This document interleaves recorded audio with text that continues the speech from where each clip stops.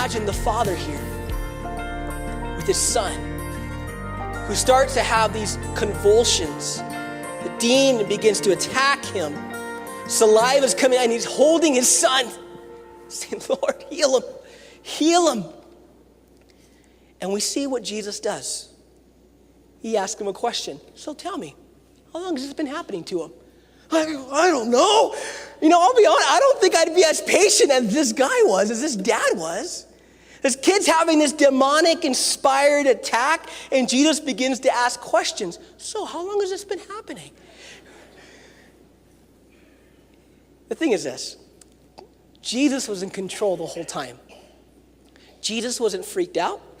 Jesus wasn't scared. Jesus wasn't afraid. You see, he already knew what he was going to do. And sometimes it's like that with us when we pray. When we're going through difficulty, we're just freaked out. We're like, God, help me right now. And the Lord's going, what do you think I want to teach you? I don't know, just help me right now. And they're like, well, I want to show you something. And you're just freaking out, and the Lord is in complete control. I'd be freaking out, man, if I'm in my house and hear, ow, and I run outside and my son's laying on the ground. Call 911, the ambulance show up. So what kind of car hit your son? Oh, really? How fast do you think? I don't care, just fix my son. Put some bandages, give him some ice, fix him. Jesus, how long has this been happening? Look at the dad's response there in verse 21. And the dad said, from what? Childhood. Really important note to make. Satan is not a respecter of persons. He doesn't care age, race, religion, gender, height, size, hair, no hair. He doesn't care. His only MO is to steal, to kill, and to destroy.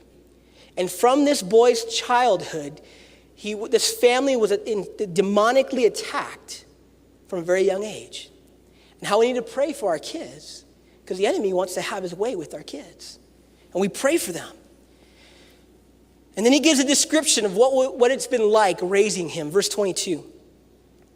He often has thrown himself both in the fire.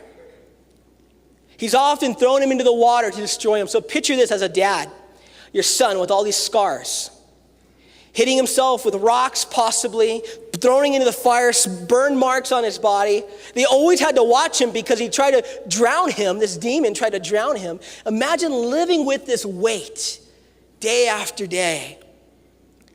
And then the man replies, if you can do anything, if you can help. I tried the disciples, they failed. I'm trying you, I'm hoping you can do something. And Jesus so graciously just responds, verse 23. He says, if you can believe, all things are possible to him who believes.